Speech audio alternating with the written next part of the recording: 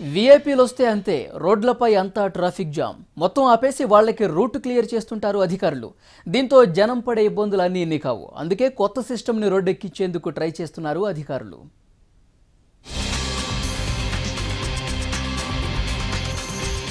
ఓ governor, 2 సీఎంలు, 4 deputy సీఎంలు, 2 స్పీకర్లు, 2 డిప్యూటీ స్పీకర్లు, ఇలా చెబుతూ పోతే చాంతాడంత ఉంటుంది వీఐపీల లిస్ట్. వీళ్లలో ఎవరు రోడ్డెక్కినా అంతే, అంతా జామ్. వాళ్ళొచ్చే టైం, తిరిగి వెళ్లే టైంలో సిగ్నల్ను చూస్తూ అలా ఉండిపోతున్నారు జనం. అసలే ట్రాఫిక్ తో నానాయాగి పడే వాహనదారులకి ఇరిటేషన్ తప్పట్లేదు. అందుకే దీనికి ప్రత్యామ్నాయం వెతికారు అధికారులు.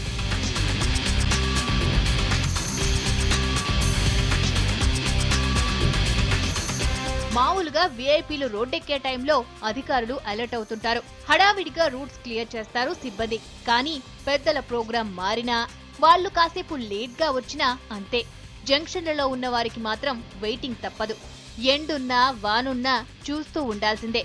వీటన్నిటికీ చెక్ పెట్టేందుకు టెక్నాలజీని ఉపయోగించనున్నారు అధికారులు. దీనికోసం అంతా రెడీ అయింది, ఇక అమలు కావడమే మిగిలింది.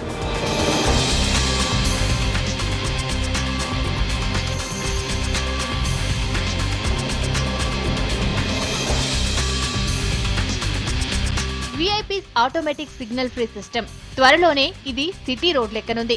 కాన్వాయ్ లోని పైలట్ వెహికల్ కి ఒక సెన్సార్ ను సెట్ చేసి జంక్షన్లలోని సిగ్నళ్లకి దీన్ని లింకప్ చేయనున్నారు. స్పాట్ కి 100 మీటర్ల దూరంలో ఉన్నప్పుడే ఇది సిగ్నల్ పాస్ చేస్తుంది. ఆ రూట్ లో ఉన్న సిగ్నల్స్ ఏ కలర్ లో ఉన్నా గ్రీన్ కలర్ లోకి మారిపోతాయి. సో రూట్ అంతా ఫ్రీ అవుతుంది. కాన్వాయ్ వెళ్లిపోయాక సిగ్నల్ లైట్స్ కలర్ ఆటోమేటిక్ గా మారిపోతుంది.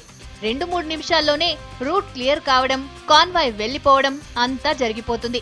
ఇది VIPs automatic signal free system work చేసే పద్ధతి.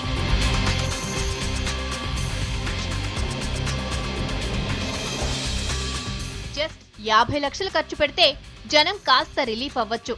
ప్రజామిత్ర పోలీసులో భాగంగా దీన్ని తీసుకురానున్నారు అధికారులు. ఈ సిస్టమ్ కానీ వర్కౌట్ అయితే ట్రాఫిక్ పోలీసులకు కూడా కాస్త రిలీఫ్ దొరుకుతుంది. జనం కూడా ఈజీగా మూవ్ అవ్వచ్చు.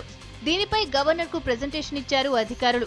ఈ కొత్త సిస్టమ్ వర్క్ తో పాటు దానివల్ల కలిగే బెనిఫిట్స్, కాస్ట్ డీటెయిల్స్ వివరించారు.